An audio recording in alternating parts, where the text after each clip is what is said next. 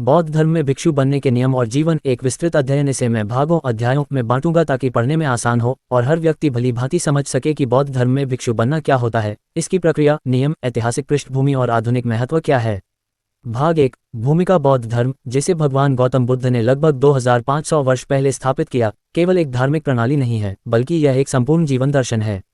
इसका मुख्य उद्देश्य है दुख से मुक्ति, निर्वाण। बुद्ध ने बताया कि संसार का प्रत्येक प्राणी जन्म, बुढ़ापा, बीमारी और मृत्यु के चक्र में फंसा हुआ है और इससे मुक्ति पाना ही जीवन का सर्वोच्च लक्ष्य है। इस लक्ष्य की प्राप्ति के लिए बुद्ध ने 3 रत्नों, त्रिरत्न का मार्ग बताया। 1. बुद्ध, ज्ञान प्राप्त करने वाले गुरु। 2. धम्म, धार्मिक उपदेश, सत्य का मार्ग। 3. संघ, भिक्षुओं का समुदाय। इनमें से संघ को बुद्ध ने सबसे अधिक महत्व दिया, क्योंकि यही वह संस्था है जो धम्म को जीवित रखती है और पीढ़ी दर पीढ़ी आगे पहुंचाती है। संघ के सदस्य अर्थात भिक्षु साधारण गृहस्थ जीवन त्याग कर केवल धर्म, ध्यान और करुणा के लिए जीते हैं। भिक्षु जीवन एक साधारण जीवन नहीं है, बल्कि यह त्याग, अनुशासन, आत्मसंयम और आध्यात्मिक खोज का जीवन है। भाग 2। भिक्षु बनने की पात्रता। हर कोई भिक्षु नहीं बन सकता। इसके लिए कुछ निश्चित शर्तें और योग्यताएं रखी गई हैं, ताकि केवल वही लोग इस पद पर आएं जो वास्तव में तैयार और सक्षम हो। 1. आयु सीमा। 8 वर्ष से अधिक उम्र का बच्चा श्रामण्य नॉवस मॉन्क बन सकता है। 20 वर्ष से अधिक आयु पर ही व्यक्ति पूर्ण भिक्षु उपासनपदा बन सकता है। 2. शारीरिक और मानसिक स्वास्थ्य। भिक्षु जीवन कठिन और अनुशासित होता है। रोगी, मानसिक रूप से अस्थिर या अपंग व्यक्ति को संघ में प्रवेश नहीं दिया जाता। 3. सामाजिक स्थिति। जो व्यक्ति अपराधी हो, हत्या, चोरी या गंभीर अपराध किया हो, उसे दीक्षा नहीं दी जाती। ऋणग्रस्त व्यक्ति या दास प्राचीन काल में भी भिक्षु नहीं बन सकते थे।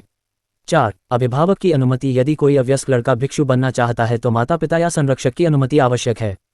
5. आंतरिक संकल्प। सबसे महत्वपूर्ण शर्त है मन की निष्ठा। व्यक्ति को भिक्षु जीवन के लिए पूरी तरह तैयार होना चाहिए। भाग 3। दीक्षा की प्रक्रिया। बौद्ध धर्म में भिक्षु बनने की दीक्षा को 2 चरणों में बांटा गया है। प्रव्रज्या प्रारंभिक दीक्षा। इसका अर्थ है गृह त्याग। इसमें व्यक्ति सिर के सारे बाल मुंडवाता है। उसे त्रिचिव 3 वस्त्र, अंतर्वासिक, उत्तरीय और संघाटी दिए जाते हैं।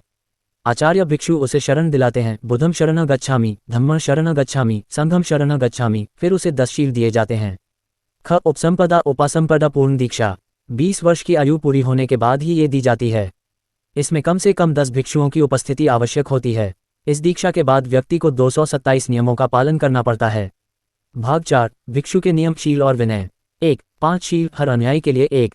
जीव हत्या न करना। 2. चोरी न करना। 3. झूठ न बोलना। 4. व्यभिचार से दूर रहना। 5. नशा और मादक पदार्थों से दूर रहना।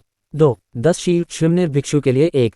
प्राणी हत्या न करना। 2. चोरी न करना। 3. झूठ न बोलना। 4. ब्रह्मचर्य। 5. नशा न करना। 6. दोपहर के बाद भोजन न करना। 7. नाच गान और मनोरंजन से दूर रहना। 8. आभूषण, श्रृंगार और विलासिता का त्याग। 9. ऊंचे बिस्तर पर न सोना। 10. धन का उपयोग न करना। 3. 227 नियम। पूर्ण भिक्षु के लिए ये नियम विनय पिटक में विस्तार से बताए गए हैं। इनमें शामिल हैं अहिंसा, करुणा और सत्य का पालन, स्त्रियों से अनुचित संपर्क न रखना, भिक्षाटन से ही भोजन करना, गुरु और संघ की आज्ञा मानना, धन, संपत्ति और विलासिता से पूर्ण त्याग। भाग 5। भिक्षु का दैनिक जीवन। भिक्षु का दिन अत्यंत अनुशासित और साधारण होता है। 1. सुबह जल्दी उठना, सूर्योदय से पहले। 2. प्रार्थना और ध्यान, सूत्रपाठ, बुद्ध वंदना और ध्यान साधना। 3. भिक्षाटन, गांव या शहर में जाकर भिक्षा मांगना। 4. भोजन, केवल सुबह और दोपहर तक भोजन, उसके बाद कुछ नहीं। 5. अध्ययन और साधना, धर्म ग्रंथ पढ़ना और ध्यान लगाना। 6. धम्म प्रचार, लोगों को उपदेश देना, बच्चों को शिक्षा देना, समाज को सही दिशा दिखाना। 7. रात्रि, साधारण चटाई पर विश्राम। भाग 6। ऐतिहासिक भिक्षु और उनकी कहानियां। 1. प्रथम भिक्षु संघ। सारनाथ में बुद्ध ने 5 भिक्षुओं को उपदेश देकर संघ की स्थापना की। ये पंचवर्गीय भिक्षु बौद्ध संघ के पहले सदस्य बने। पंचवर्गीय भिक्षु बौद्ध संघ के पहले सदस्य बने। 2. महाकश्यप, वे पहले वरिष्ठ भिक्षु थे जिन्होंने बुद्ध की मृत्यु के बाद प्रथम संगीतिक बौद्ध परिषद का आयोजन किया। 3. आनंद, बुद्ध के प्रिय शिष्य, जिन्होंने धम्म को याद रखा और बाद में संकलित कराया। 4. अशोक काल। सम्राट अशोक ने हजारों लोगों को भिक्षु बनने के लिए प्रेरित किया और बौद्ध धर्म को एशिया भर में फैलाया। भाग 7। विभिन्न देशों में भिक्षु परंपरा। 1. श्रीलंका, यहाँ के भिक्षु थेरवाद परंपरा के अनुसार जीवन जीते हैं। 2. थाईलैंड, यहाँ लगभग हर पुरुष कुछ समय के लिए भिक्षु जीवन अपनाता है। 3. तिब्बत, तिब्बती भिक्षु लामा शिक्षा, ध्यान और संस्कृति के संरक्षक माने जाते हैं। 4. जापान और चीन, यहाँ भिक्षुओं ने बौद्ध धर्म को शिक्षा और कला से जोड़ा। भाग 8। आधुनिक काल में भिक्षु। आज भी भिक्षु जीवन उतना ही महत्वपूर्ण है। भारत में नागपुर, बोधगया, लद्दाख और सारनाथ जैसे स्थानों पर संघ सक्रिय है। आधुनिक भिक्षु केवल ध्यान और साधना ही नहीं करते, बल्कि शिक्षा, चिकित्सा, समाज सेवा और शांति स्थापना में भी कार्य करते हैं। ध्यान शिविर, विपसाना और बौद्ध अध्ययन केंद्रों में भिक्षु मार्गदर्शक की भूमिका निभाते हैं। भाग 9, भिक्षु जीवन की कठिनाइयाँ और लाभ। कठिनाइयाँ। गृहस्थ जीवन का त्याग कठिन होता है। अनुशासन बहुत कठोर है। समाज और परिवार से अलग होना पड़ता है। लाभ। आत्मशांति और स्थिरता, करुणा और सेवा का अवसर, मोह माया और दुख से मुक्ति, निर्वाण की ओर मार्ग। भाग 10, सामान्य लोगों के लिए शिक्षा। हर कोई भिक्षु नहीं बन सकता, लेकिन हर कोई भिक्षु जीवन से प्रेरणा लेकर अपने जीवन में सुधार ला सकता है। सत्य बोलना, हिंसा से दूर रहना, नशे और बुरी आदतों को त्यागना, करुणा और दया रखना, ध्यान करना और आत्मसंयम रखना। निष्कर्ष, बौद्ध धर्म में भिक्षु बनना केवल एक धार्मिक कर्मकांड नहीं है, बल्कि यह एक महान आध्यात्मिक यात्रा है। इसमें व्यक्ति अपने जीवन का संपूर्ण परिवर्तन करता है और केवल धर्म, करुणा और ध्यान के लिए जीता है। भिक्षु जीवन कठिन अवश्य है, लेकिन यही मार्ग जन्म मरण के बंधन से मुक्ति और निर्वाण की ओर ले जाता है।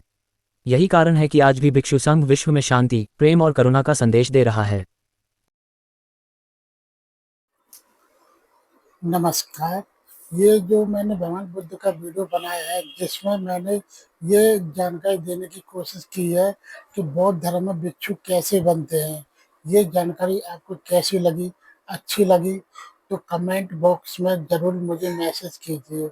आपको ये जानकारी सही नहीं लगी तब भी मेरे को कमेंट बॉक्स में जानकारी दीजिए। आप किस टॉपिक पे वीडियो चाहते हैं, ये भी कमेंट बॉक्स में बता दीजिए। और मेरे चैनल को फॉलो कीजिए, शेयर कीजिए। धन्यवाद। जय भीम।